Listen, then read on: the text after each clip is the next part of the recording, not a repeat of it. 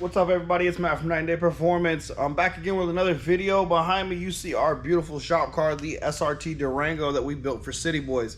It's come in after a long road trip to Atlanta and back, where these guys have went and had a fun time, went and had some fun on the streets, had a long cruise there and back. It's around like 2,000 plus miles. The Durango did great. Everything's fine on it. We did have one issue once they returned. The starter went bad. We can't predict that. We can't know that's going to happen. It's one of those things that kind of just happens. The Durango does have a lot of mileage on it. The starter is still most likely the original one, since it is a Mopar part that's still on it. So we're going to go ahead and get into changing that.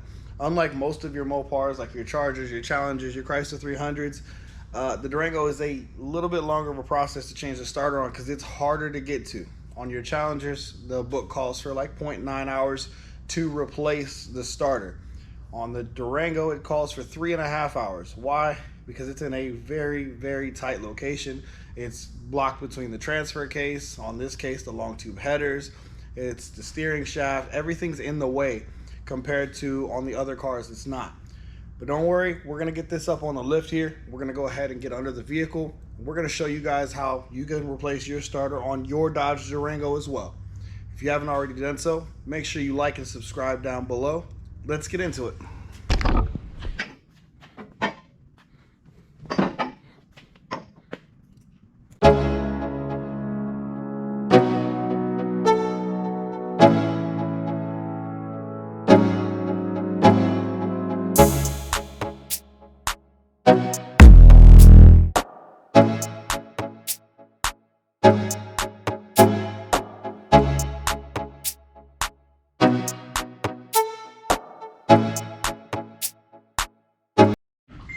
All right, so right there, you take the shield off. They're 10 millimeters across the bottom, and then you'll have 8 millimeters in the corners.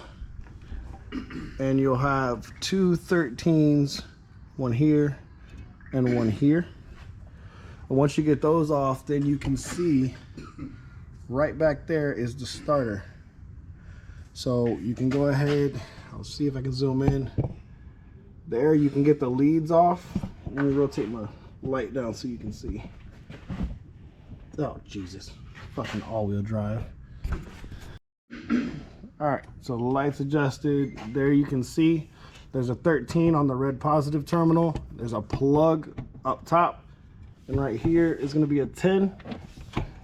Then if you go to the back, right in there, you'll see the bolts for the heat shield. One there, one down there. Take those off, and then take off the three, they should be 15s or 16 millimeter bolts on the side of the trans, and then the starter will come down. We're gonna go ahead and do that now.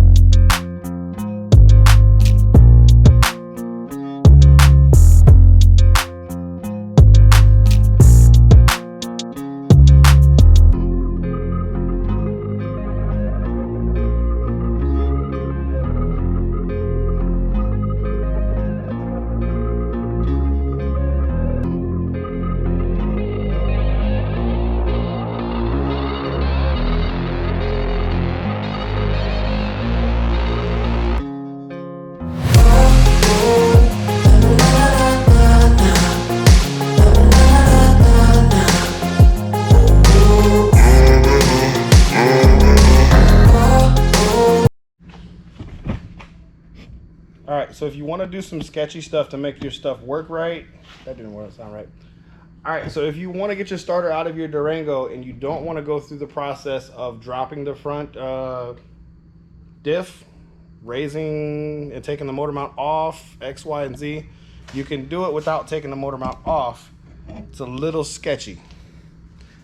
Don't recommend doing this if you're afraid to replace your oil pan. Don't do this, because there's a good chance you could go right through the oil pan. But if you take an A-frame and you put wood blocks underneath the oil pan, enough to lift it about an inch from the motor mount, you can get the starter out. How crazy do you want to get? That's the question.